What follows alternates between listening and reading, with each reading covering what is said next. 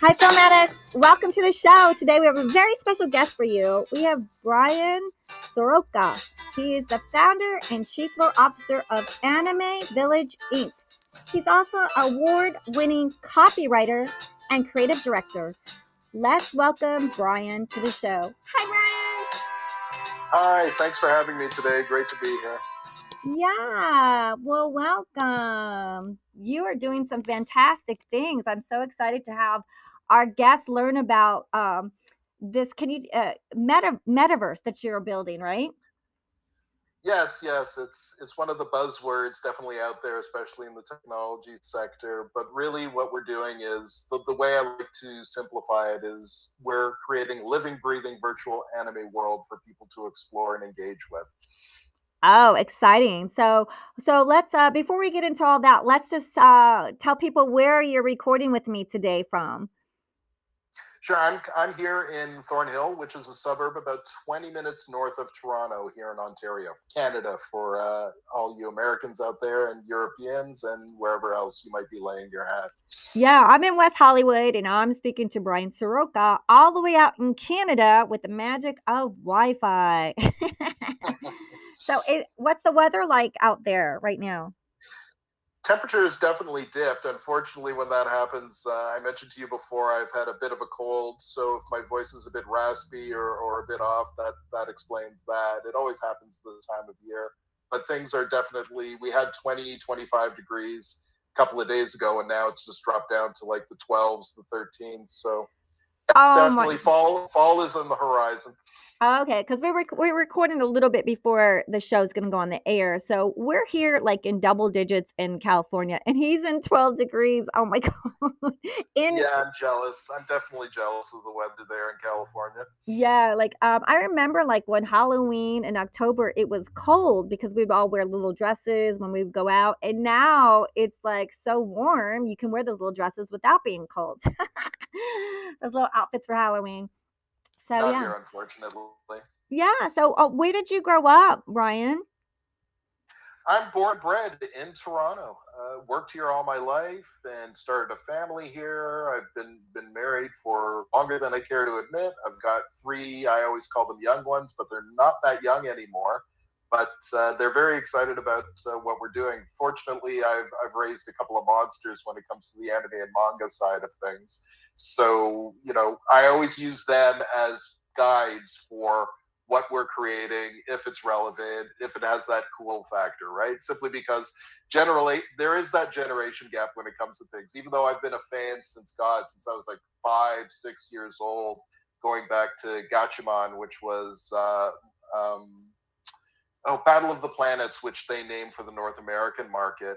It really is interesting to get a perspective of different generations, right? Like the Gen Ys and the Gen Zs and all that, just to make sure that you're on the right track, especially when it comes to the social realms and the social channels. So we've always got to make sure that that's a big part of our business, is soliciting the opinions of our users to make sure that we're on the right track, and not only that, but how we can improve moving forward.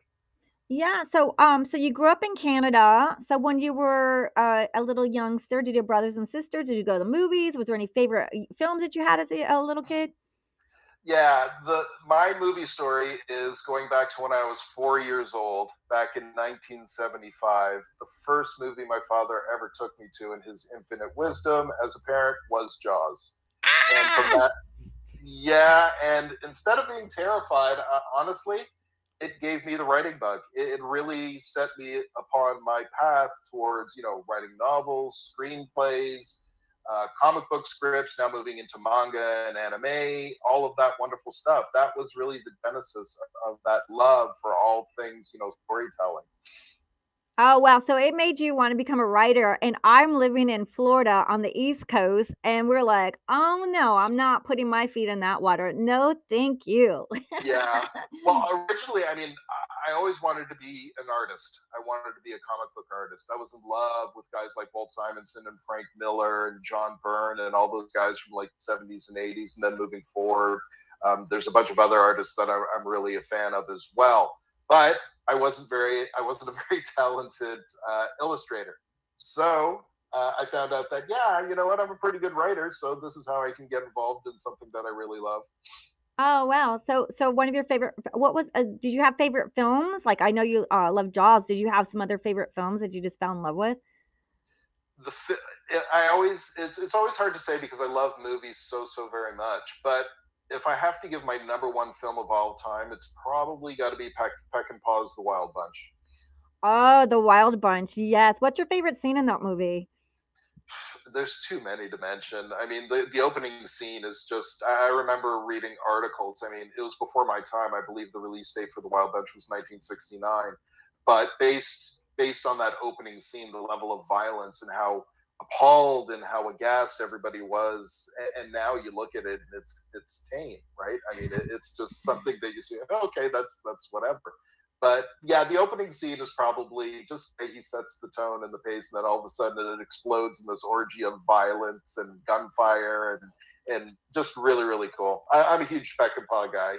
Iron Cross, all of his stuff. Convoy even is one of my favorites. Seeing in theaters as a kid with Chris Christopherson and Ernest Borgnine as the bad guy, which is just absolutely hysterical, compelling, and just love it all at the same time. Oh yeah. Well, now we're getting our like our share of that violence right on Game of Thrones and all the sequel like with like the gore and like you're like, "Oh my gosh." Like every time I watch the movie, I'm just screaming like, "No! Oh Yeah, my." I haven't caught the new stuff. The Dragon Show, the sequel to or the prequel to Game of Thrones. I've got it in the queue though. We'll check it out maybe when the season's done. I like to binge. Yes, I love what binge wa and I love how witty they have comedy and witty lines in there. So, yeah, they know how to make you binge watch. They've got that skill down. Yeah. So you were this little kid growing up and you fell in love with comic books, right? What was one of your favorite comic books then? First comic book I ever read was Daredevil 163, I believe, 1977. I want to say that was a Frank Miller issue. I think it was actually his first issue that he actually penciled without the help of the previous artist. And from that moment, similar to my experience with Jaws, it was like all it took is one bite, and then I was just absolutely hooked. From then on in, every Wednesday, I was at the local comic book shop picking up my titles.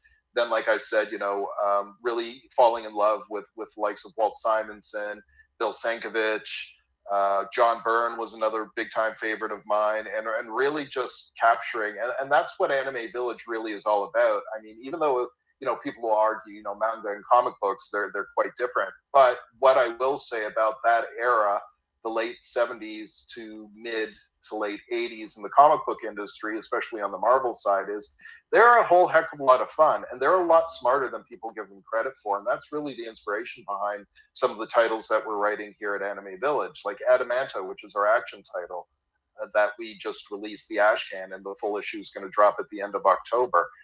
That's you can see aspects or feel aspects of those comic books from those eras in the writing and in the style of artwork, simply because, again, I don't know when it became a bad thing to have fun with these stories, right?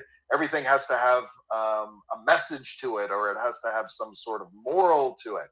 And while our series aren't bereft of those kind of things, that's not the focus. The focus is we want people to smile as wide and bright as I was when I was writing these things. So that's the goal of Anime Village. Yeah, so you start collecting all these great comic books, you're a little boy. Then what was your path? Did you go to college or like what was your next step to your writing career? Yeah, I got my BA in English and then corporate communications, and that was really kind of like realizing that okay, even though I still deem myself a great writer, some would argue the otherwise, but it's a subjective thing. 1 + 1 doesn't equal 2, so you can always have an argument in that regard. But really, realizing how difficult it is to break into that industry as a writer, as a creative, whatever the case may be. There's so many talented people out there that just never get a break, that never get their shot, simply because for whatever reason they don't have the right relationships, they don't have that business acumen. For some reason or another, their talent never kind of like seeped through. So I needed to find something that would marry my love for writing, and then I could also earn some cash at. So that's where the copywriting part came in. Oh, do you have any famous copywriting stories you want to share with us, or some fun, I have some some? horror stories that I can share with you. I haven't been involved in the industry in a couple of years now, and I gotta say I don't exactly miss it simply because it is a grind. Now, don't get me wrong, I do love some aspects of the business, especially since I entered the industry maybe into, like, we're talking about the mid 90s. So it was quite a bit different than it is today. We still had a lot of traditional media. You still had print. You still had a lot of television. You still had a lot of radio. And while those things are still around today, the landscape has certainly changed to the digital world, right? Where you can measure everything, and that's what's cool about the industry today is you don't have to guess anymore. It's like you used to create a campaign and hope for the best, right? Now you can drop something, release it, you can see it's not getting the results that you wanted, you can shift on the fly and then go to plan B and then change it up from there. So yeah, I mean, the advertising industry is cool, has a lot of cool things, met a lot of great people, a lot of colleagues that I still keep in touch with over the years. But again, it can't compare to my love for, like, I'm sitting back and spending my days writing manga scripts, right? I'm planning out these different characters and creating these worlds, and it's like, what could be cooler than that? It's been a lifelong dream of mine. So tell us how Anime Village Inc. came about. So you love a obviously manga, and you love anime. Yeah. So how did you start this whole meta data universe? Can you tell us how it blossomed? Sure. So I met my partner Gary. He's out of Indiana, Indianapolis actually, and he is a business guy, and he has several startups and successful exits. While we're quite different in our professional pursuits, what we share in common is a passion for anime and manga. When the pandemic hit in 2020, I was a partner at an advertising agency. I left that agency. I was actually quite burned out. I wanted to take some time just to, figure things out. And I figured this is finally an opportunity for me to give a shot at what I really want to do, what I really love doing. When I met Gary, he was the same frame of mind where he was like, yeah, I don't want to wear a suit to work anymore. I want to create something for fans like us, something that's different, something that's true, something that's authentic.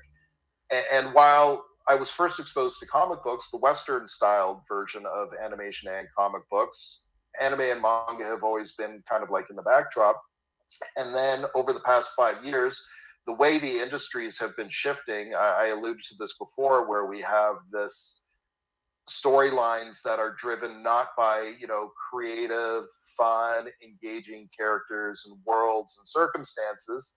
They're reflections of the creators themselves who have these agendas, which, let's face it, you agree with them or don't agree with them, that's fine, but I don't think that should be the centerpiece of a creative work. Don't get me wrong, you can always have these messages that are built into them, but you should not have that as the focal point. So rather than, I become quite disenfranchised with the Marvels of the worlds, with the DCs of the worlds. The only title that I've read on an ongoing basis over the past, I want to say, 3 years is a title called The Immortal Hulk with an artist named Al Ewing and Joe Bennett. But they got off the book a couple of years ago, maybe even 1 year ago, and the creative team that took over is just in my opinion, not very good. So, this is my roundabout way of saying that anime and manga is not hampered by this creative stifling, by worrying about adhering to these agendas and worrying about their creative and all that.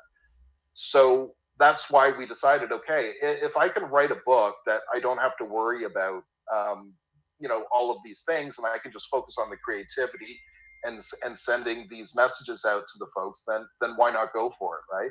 And that's what we've done. And yeah, it's been a real blast. It's manga and comic books differ quite a bit. People will argue that it's the artwork, it's the look. I would argue that it is more because manga tends to focus on the characters. They focus on establishing an emotional tie between those characters and the readers. North American storytelling, on the other hand, is everything is constructed to move a plot forward, right? Every scene, every panel, every piece of dialogue is, Okay, we got chug, chug, chug, 1, 2, 3, we're moving this stuff forward. That's not manga. You can have a whole issue that's just one long fight scene, I right? love You'll it. never find that in a comic book, right? I love that, because that's as a writer and a creative, you don't want any boundaries. You don't want anyone to tell you what to do. That's why we write, because there's no rules. A book can be anything. Can be one word on a page and it's a book. And like I love that, like you said, like one long fight scene or one long scene of the character just contemplating life or just having a good time. I love that. I love that there's no rules. Yeah, I mean, I've moved on to volume 2 of Adamanto. So volume 1 is 4 chapters, each 22 pages, so 88 pages in all. Now I've moved on to the second volume, and I had 18 pages of the 22 pages as a battle between one of the lead characters and one of the other characters that he just met. So, and again, that would never happen in a comic book, and people would, well, that's not a story. Well, I would argue that, you know, if you've seen the latest Dragon Ball film in theaters, right, there's like a 45-minute battle. Again, that'll never happen. And you see how popular and how well anime films are doing in theatrical releases. It's absolutely crazy. You have Demon Slayer, you have Dragon Ball, which did really well. Never happened before. I never thought in a million years manga and anime would ascend from niche to or cult status to mainstream like it has, especially so quickly. But again, I think the pandemic had a lot to do with it. People had a lot of spare time. They were looking for alternate sources of content, and lo and behold, you know, the markets, both markets, have just exploded and continue to grow in 2022. Awesome. So how would our listeners go find out about your? Can they play it already, or do they have to wait, or like what? How do they discover your anime village? Well, they'll be able to do a bunch of stuff, and as we move forward, they'll be able to do a lot more. So we are getting ready to upload a playable EXE demo on myAnimeVillage.com. So you'll actually be able to get a taste. And when I say just a taste is because you'll be able to take your avatar, which is Shinichi Tanzo, which is our chief protagonist from Adamanto, and you'll be able to check out Village 555, which is the hub of our metaverse. And when I say we're creating a metaverse, it's a bit of a misnomer because we're actually creating metaverses. I've kind of taken my advertising and marketing hat and put it on when we built the Anime Village business, simply because we realized that if we just focus on one, if we just had the Adamanto line, if you're not into the action segment, then it probably won't speak to you. So that got Gary, my partner, and I thinking, what if we focused on 4 different genres, main genres, and then we build subgenres under there. But the main genres will act as what we're calling genre villages. We tie the manga into those villages, and then the storylines introduced from the manga drive the metaverse quests and some of the activities. And that's exactly what we're doing. So Village 555, like I said, is the one anomaly in that it is not tied to a genre. It is the hub where people will go to first experience Anime Village. And then from there, they can transport themselves and their avatar to the different genre villages that we're building. The first of which, like I mentioned, is Adamanto Action. The island is called Fury Falls. Then we have Adventure, which is Legends Gate. We have Supernatural, which is Mystic Valley. And then finally, we have Slice of Life, which is going to be Harmony Hills. But the first build is going to be Fury Falls. And that's going to be taking place, I would say, over the next 6 months. Oh, great. So do they need a code, or they can just where do they need to go? Like, do they need a code? Do we need to give them a special No, code? all you Or have to do to so Brian's about to tell us like how our listeners, if you'd like to check out his anime village and get your avatar. you So there? oh yeah. So Brian, what how do they go check out the anime Yeah. village? You go to myAnimeVillage.com, and at the top navigation, there's a preview link, and all the directions are there on how Okay. to download the EXE. It's pretty simple. So myAnimeVillage.com. I'll put it in the podcast summary. So anyone listening who wants to check out Bryan Soroka's a really, really cool anime village with what's the lead character's name again? The avatar? Shinichi Tanzo, which is it's kind of combining my love for film again with anime and manga. So Shinichi, for those who know, was actually the real first name of Sonny Chiba. And Sonny Chiba, I'm a huge, or unfortunately he passed away several years ago. Street Fighter is one of my favorite action series of all time. He was just an inspiration to me. Just a great actor, just incredibly talented man. And I always wanted to create a character that somehow incorporated some of his traits and personality. So Shinichi, the lead protagonist from Adamanto, is actually named after him.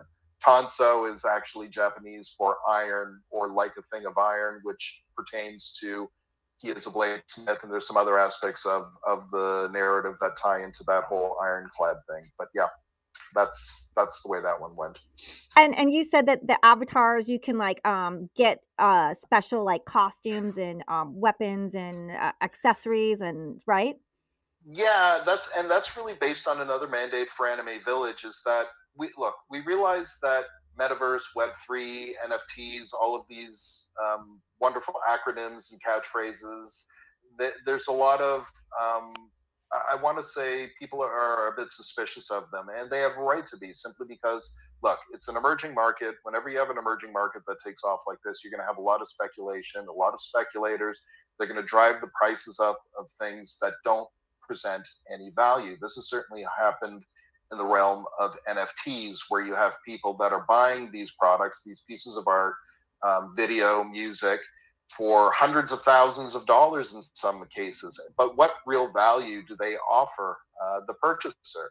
So when we were thinking about, okay, we're going to offer NFTs simply because we think it's an important part of product mix, it really represents a very small part of our business. But at the same time, if we're going to offer them, we want to provide value for the people that are purchasing them. And how we can provide added value is by introducing utility into them.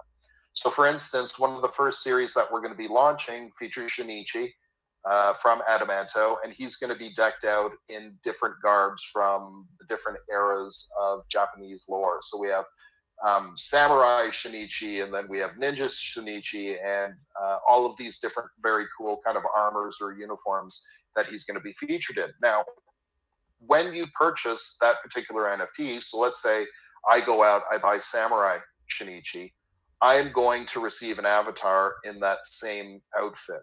It's going to be a one of one. So you're going to be the only one that has that avatar, which I think is really cool. And again, I use my son as a sounding board for that one. He says, yeah, I would do that. And as soon as I get that confirmation, I know that we're on the right track. So that's going to be the direction for the NFTs that we're offering. And any subsequent NFTs that we do offer are going to have utility built into them that offer the purchaser some sort of added value. I love that you really thought about your consumer and the person playing your game and coming to your anime village. And I just love your passion that you're so you really know what you're doing. You've researched it. It's like it's in your blood to do this. Like it was your destiny to write this. Yeah, honestly, I mean, look, Gary and I started this full-fledged about, I want to say, just over a year ago. We've been working on this off and on for about 2 years, but really hardcore over the past year or so.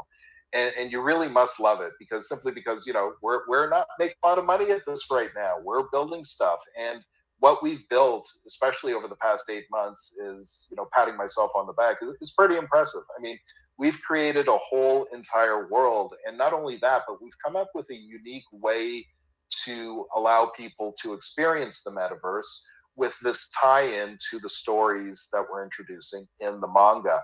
And again, this harkens back to my advertising and marketing days, where I was a big proponent of integrated programs, campaigns that incorporated various different modes of communication or mediums, right?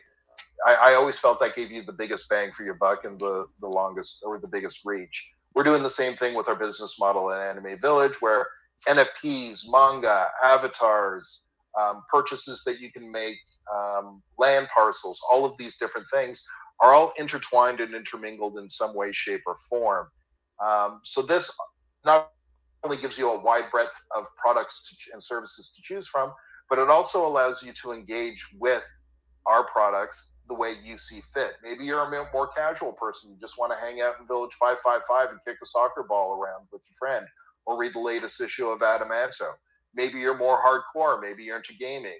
That's another product that we're going to be offering is RPGs that are, again, based on the manga titles that we're going to be releasing. But they're also going to be quests introduced into the metaverse that you can either go on your own or with friends to either gain artifacts, clothing, different things that you can outfit your avatar with, you can outfit your land with. So there are just, honestly, there's just countless ways that people can interact and create this experience the way they want to. Oh, it sounds so fun. Yeah, it's amazing.